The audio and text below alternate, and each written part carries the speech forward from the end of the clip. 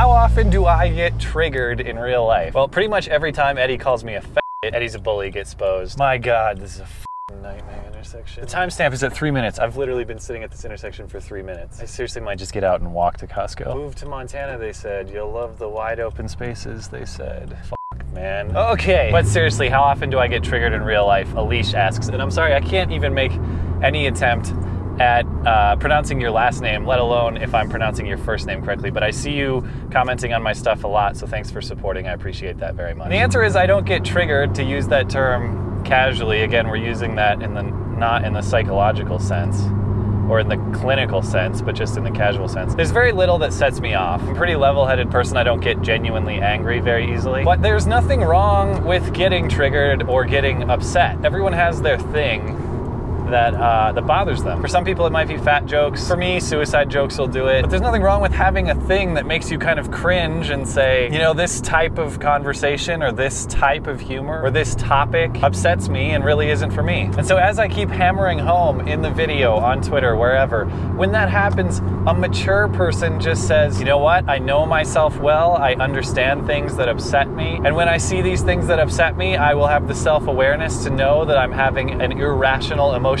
response. And when I'm having an irrational emotional response and I don't like something, I'm just gonna step away from that thing. For some reason, my generation, it seems, has this mentality where if you see something distasteful subjectively to you, the reaction is not, I don't like this, I'm gonna go find something I do like. The reaction is, I don't like this, and I'm gonna make sure nobody else can have it accordingly. And of course, the problem with that thinking is there's literally no end to it. Quite often we say the slippery slope is a fallacy, but I think this is a case where it's actually not a fallacy. If we take that reasoning to its logical conclusion, to its logical extent, everyone in every conversation ever should be self-censoring according to what the individual sensitivities of each person around him at any given time are. And that's just nonsensical, it's unrealistic, it's an untenable worldview, right? I am not pro-bullying, I am not pro-shaming, I am not pro-harassment, but there is benefit, there is virtue to having your jimmies rustled, to having your worldview challenged, to having to think in ways that are counter to the way you normally think on a day-to-day basis. That's good. And if something is so offensive to you on its face that it makes you react irrationally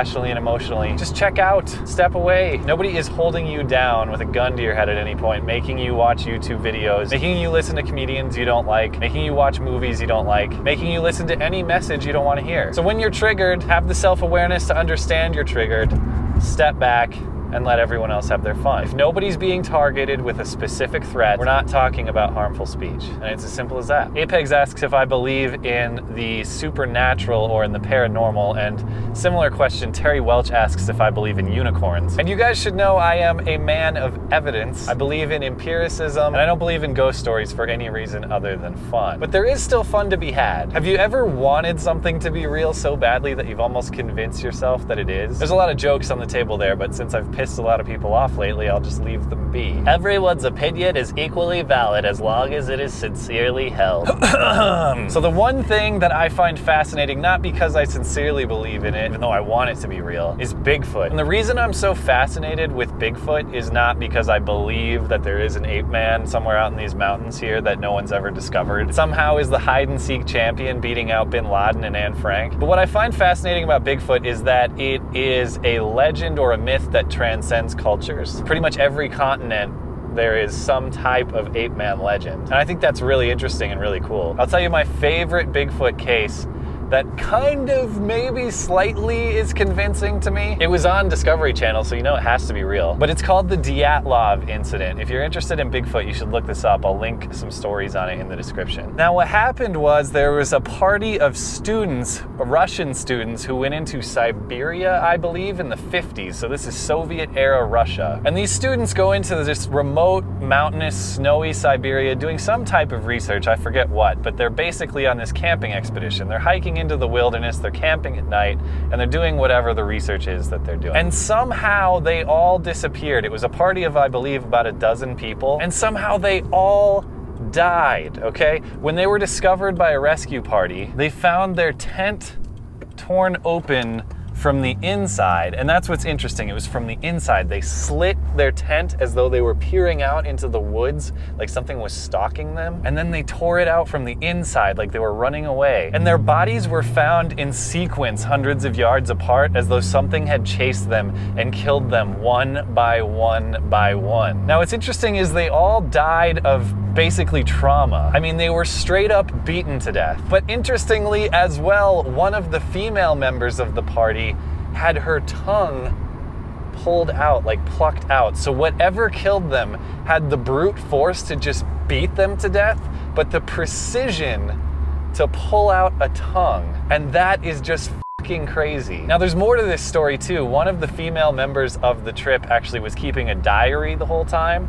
The last entry she wrote in the diary in Russian translates to, "The snowman is real." Who the hell writes "the snowman is real"? Why would that happen? Also, interestingly, they had a camera. They were taking photographs the whole time. Now that this information is declassified in post-Soviet Russia, we can look at the photographs. And one of the photographs is probably the most convincing Bigfoot photo I've ever seen. I'll put it on screen now. It is a shadowy ape-like figure peering at them in the woods in the snow. I know the photo is blurry.